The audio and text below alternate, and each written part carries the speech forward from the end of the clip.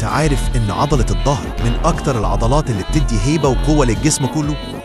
كتير من الناس بيركز على الصدر والدراعات وبينسى الظهر، مع ان الظهر هو اللي بيدي الشكل العريض والفي اللي كلنا بندور عليه.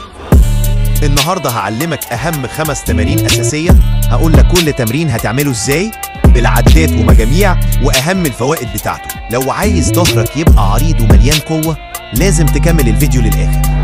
أنا كوتش محمد وأنا هنا علشان أساعدك، بس قبل ما نبدأ اعمل لايك واشترك في القناة واضغط على الجرس علشان يوصلك كل فيديو جديد وتبقى معانا في الرحلة دي خطوة بخطوة. العقلة بول أبس أول تمرين معانا. العقلة لو مبتدئ ولسه مش قادر تعملها ممكن تستخدم مساعد أو مطاط. الطريقة الصح جسمك يبقى ثابت، ما ترجعش واطلع لحد ما دقنك تعدي البار وانزل براحة. 4 مجاميع من 8 ل 12 عدة.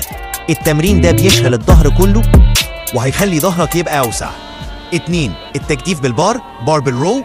تاني تمرين التجديف بالبار، خلي ظهرك مايل لقدام شوية في زاوية 45 وظهرك يفضل مستقيم، واسحب البار على بطنك أو وسط بطنك.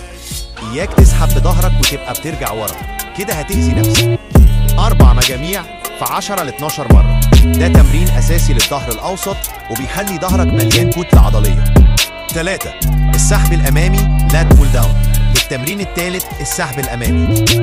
امسك البار أوسع من عرض الكتف واسحب لحد صدرك، ما تسحبش ورا راسك علشان ده خطر على الكتف.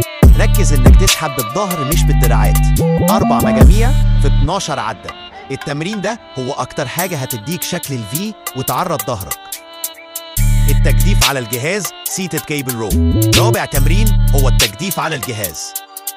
خلي ظهرك مستقيم وتحدبش واسحب المقبض لحد بطنك أو جنب سرتك. ركز على إنك تعصر عضلات الظهر في الآخر. 3 مجاميع في 12 عدة. التمرين ده بيديك ظهر أسمك وكمان بيظبط وضعيتك. 5 التجديف دمبل باليد الواحدة، سنجل أرم دمبل رو. آخر تمرين التجديف بالدمبل باليد الواحدة. ثبت نفسك بإيد ورجلك على دكة والدمبل في إيدك التانية واسحب لورا وبطنك مشدودة. خلي الحركة بالظهر مش بالبار. 4 مجاميع في 10 ل 12 عدة لكل يد. التمرين ده بيركز على كل جهة لوحدها وبيعالج أي ضعف أو فرق بين الجانبين، وكمان بيعرض الظهر بشكل واضح. طب إيه اللي هستفاده من التمارين دي؟ أول حاجة هتخلي ظهرك عريض وقوي. تاني حاجة هتزود الكتلة العضلية وتديك شكل متناسق. تالت حاجة هتزود قوة القبضة، يعني هتساعدك في أي تمرين تاني. كمان هتحسن وقفتك وتقلل آلام الظهر اللي بتحصل بسبب القاعدة الغلط أو المجهود.